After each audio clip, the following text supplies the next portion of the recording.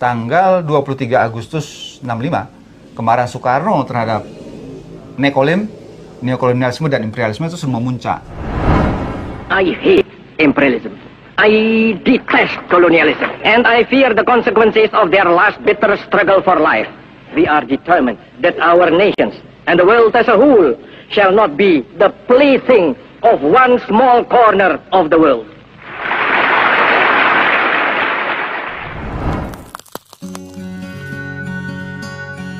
Assalamualaikum sahabat, bagaimana keadaan kalian hari ini? Kami doakan semoga sehat selalu. Kita tidak lagi hanya membatalkan KMB, tapi kemudian Soekarno menerbitkan Undang-Undang Nomor 16 tahun 65, tanggal 23 Agustus 65. Isinya apa? Mengakhiri segala bentuk keterlibatan perusahaan asing di Indonesia. Sudah nggak ada kompromi. Pertanyaannya, Nekolim terima apa tidak? Lalu ada peristiwa besar terjadi 30 September. Ya, hanya dalam tempo 5 minggu. Ada hubungan nggak antara Undang-Undang Nomor 1665 dengan Gestok? Yang Bung Karno katakan bahwa peristiwa Gestok itu adalah kelihayan Nekolim, kelihayan neokolonialisme dan imperialisme, bangsa asing yang ingin menguasai kembali harta kekayaan bangsa Indonesia. Bung Latif, itu terbukti ketika TAP MPRS nomor 33 tahun 67 ditandatangani tanggal 12 Maret tahun 67, lalu tanggal 7 April tahun 67 Mas Kiki, pemerintah Orde Baru menandatangani kontrak karya dengan PT Freeport McMoran, perusahaan tambang emas dari Amerika. Di mana kontrak karya yang ditandatangani hanya 26 hari setelah Presiden Soekarno digulingkan, itu kemudian menyerahkan kekayaan alam bangsa Indonesia, tambang emas di tanah Papua, kepada Amerika dengan kontrak karya 30 tahun, royalti hanya 1,5% untuk tambang dan 1% untuk emas. Ini artinya teori Bung Karno bahwa telah terjadi konspirasi antara kelihayan kaum Nekolim itu dengan orang-orang yang tidak benar. Secara praksis terbukti dengan kemudian Orde Baru memberikan karpet merah kepada kapitalisme asing untuk menguasai sumber-sumber ekonomi nasional kita. Temukan bukti berupa beberapa undang-undang, yaitu Undang-Undang Nomor 7, Undang-Undang Nomor 8, Undang-Undang Nomor 9. Isinya apa? Undang-Undang Nomor 7 sepakat mengangsur kembali hutang-hutang Hindia Belanda. Ini November 66. Undang-Undang Nomor 8 mendaftar menjadi anggota ASEAN Development Bank. Undang-Undang Nomor 9 mendaftar kembali menjadi anggota IMF dan World Bank. Clear, saya bilang. Oke. Dan saya kemudian mempunyai tafsir sendiri mengenai Gestok. Tafsir saya apa? Tafsir saya, Gestok itu adalah rekayasa korporasi-korporasi asing untuk menghabisi rezim Soekarno. Terbitnya Undang-Undang 789 adalah subversi yang ke-6. Nah, setelah itu baru terbentuklah rezim Soeharto, yang saya lebih suka menyebutnya sebagai rezim kontra-revolusioner. Ya, ini subversi yang ke-7. Ya, jadi terbentuknya rezim kontra-revolusioner yang mengadopsi para ekonom mafia Berkeley itu sebagai bagian dari pemerintahan. Oke. Lalu yang ke-8 terjadilah liberalisasi tahap pertama tahun 82. Lalu yang ke-9 kita mengalami krisis 1998, terjadi liberalisasi tahap kedua dengan dilaksanakannya agenda-agenda ekonomi neoliberal, dan itu belum selesai. Kemudian masih ada yang ke-10. Apa yang ke-10? Yang ke-10, bukti yang paling kuat adalah bahwa ternyata yang menjadi common enemy pihak kolonial selama ini itu adalah pasal 33 Undang-Undang Dasar 45. Apa yang terpendam di dalam bumi Indonesia ini, agar supaya sebagai hasil dari penggalian itu dapat dipakainya sebagai dasar daripada negara Indonesia merdeka yang akan datang.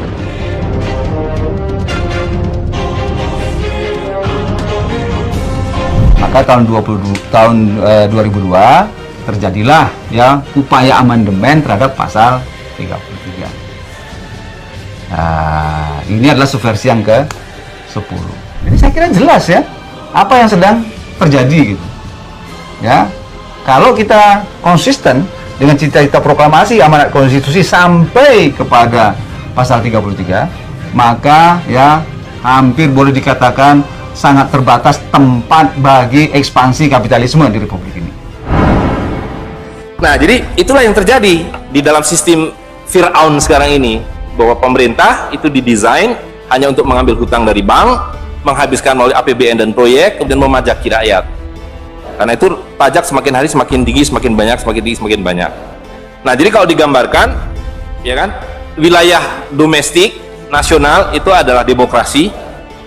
Supaya kok 5 tahun harus ganti. Kalau ada presiden, ada perdana menteri yang tidak nurut pada para bankir, out. Tapi para bankir tidak pernah berganti, mereka turun-temurun, perusahaan swasta, anak beranak pinak. Ini kira-kira hanya 400 keluarga di dunia ini.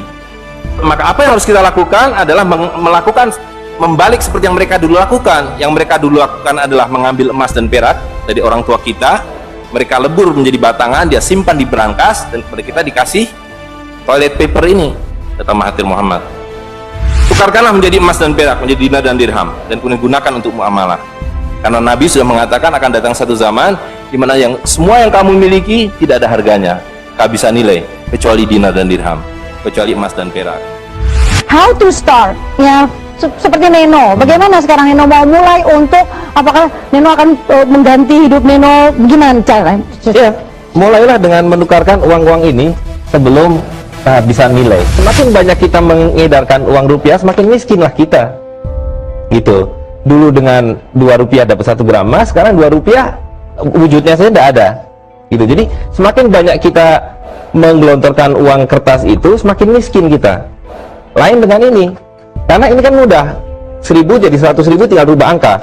Kalau dengan emas dan perak, 1 dirham 3 gram perak. Kalau Anda menghendaki 2 dirham, harus ada 6 gram perak. 10 dirham jadi 30 gram perak. Mengedarkan rupiah berarti menambah kemiskinan. Menambah dan mengedarkan dinar dan dirham berarti menambah dan mengedarkan kekayaan. Dan lihat, menipunya uang kertas ya. Kalau kita pakai untuk menyimpan naik haji, kalau Anda menabung dolar, maka setiap tahun naik. Saya sudah hitung ini, dan ini valid sekali. Naik setiap tahun itu 3,5%. Kalau Anda menyimpan rupiah, setiap tahun naik 5%, nggak nyampe-nyampe.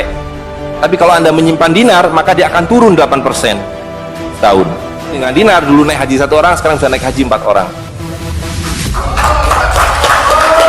Dengan kata lain, kalau Bapak Ibu sekalian serahkan cengkeh Bapak Ibu sekalian dan menerima uang kertas, Anda 4 kali miskin. Detik itu juga dalam konteks ini. Maka serahkanlah cengkeh dan katakan, saya mau serahkan cengkeh, bayar kami dengan dinar. Bayar kami dengan dirham. Saya serahkan pala kami, bayar kami dengan emas dan perak. Saya tidak mau uang palsu ini, uang-uangan ini. Saya mau uang yang sebenarnya, uang dari Rasul SAW. Hari ini 1 dinar dapat seekor kambing. Zaman Nabi dapat seekor ayam 1 dirham, hari ini dapat seekor ayam. Tidak ada yang berubah. Sekali lagi, pemiskinan itu adalah dibikin oleh sistem. Dinar dan dirham itu selalu dicetak oleh para sultan.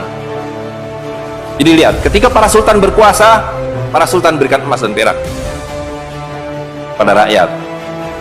Para sultan kemudian disingkirkan, diganti oleh para bankir, emas dan perak mereka ambil, diberikan kertas.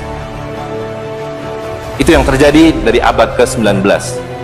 Maka alhamdulillah pada hari ini kita melihat bahwa kesultanan sudah kembali dengan dinar dan dirham.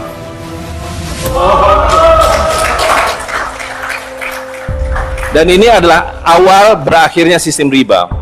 Ini adalah awal dari janji Allah SWT, yamhaquhu riba wa yurbi sodakotan. Aku suburkan sedekah dan aku hancurkan riba. Kehancuran riba ditandai dengan seperti apa yang dikatakan Nabi, kehancuran mata uang kertas. Suka atau tidak suka, terima atau tidak terima, ini adalah awal kehancuran. Dan karena itu yang harus kita lakukan adalah supaya kita tidak ikut hancur di dalamnya, kita songsong kembalinya dinar dan dirham. Dan itu berarti kembalinya sultania. Dan Ternate adalah awal dari kembalinya dinar dan dirham dan sultania, bersama dengan Kesultanan Cirebon, bersama dengan Kesultanan di Sulu. Jadi sekarang sudah ada 3 sultan yang mencetak kembali dinar dan dirham. Dan ini akan mengawali kembalinya dinar dan dirham di seluruh dunia. Jadi kalau pada abad 15, abad 16, abad 17 bangsa Ternate sudah sampai ke Madagaskar, sudah sampai ke negeri atas angin di Spanyol, maka pada abad 21 kembali Ternate sampai Spanyol. Ternate sudah kembali sampai Afrika Selatan, sudah sampai Eropa melalui dinar dan dirham yang berlaku di seluruh dunia. Orang Amerika tidak bisa mengatakan emas saya 5 kali lipat dari emas saudara, tidak bisa. Emas kami dari Ternate sama harganya dengan emas kalian. You 1 dinar, kami 1 dinar. You 1 dirham, kami 1 dirham. itulah keadilan. Ya. Dinar dan dirham yang kita bicarakan ini tidak ada artinya kalau berhenti hanya di dalam ruangan ini. Dinar dan dirham harus segera berkemerincing di kota Ternate, dan Anda semua yang harus memulainya. Seluruh penduduk Ternate menggunakan dinar dan dirham. Dan Kanjeng Sultan dari beberapa waktu yang lalu sudah mulai membagikan zakat dalam dirham. Jadi di Ternate ini sekurangnya sudah ada 1.000 orang memiliki koin dirham yang dibagikan oleh Sultan. Dan itu adalah awal. Ini baru awal dari kembalinya Islam dan berakhirnya kezaliman. Jadi sekali lagi Bapak Ibu sekalian, marilah segera ya ular-ular Fir'aun itu kita akhiri dengan cara yang sangat mudah, yaitu kita mentaati perintah Allah SWT. Allah SWT mengatakan wa halalul bai' wa harrama riba. Aku halalkan berdagang dan aku haramkan riba. Dan uang kertas adalah riba par excellence. Di dalam uang kertas ini ada 2 riba sekaligus. Ya, jadi saya kira itu saja. Saya mohon maaf mengambil waktu agak terlalu banyak, tapi ini penting karena supaya clear semuanya. Ya. Masih banyak topik yang akan kita bahas. Silakan subscribe channel kami agar kita bisa lebih dekat dan bersama membahas berbagai topik menarik lainnya. Like bila Anda suka dan unlike saja bila Anda tidak suka dengan video seperti ini. Terima kasih telah menonton dan sampai jumpa.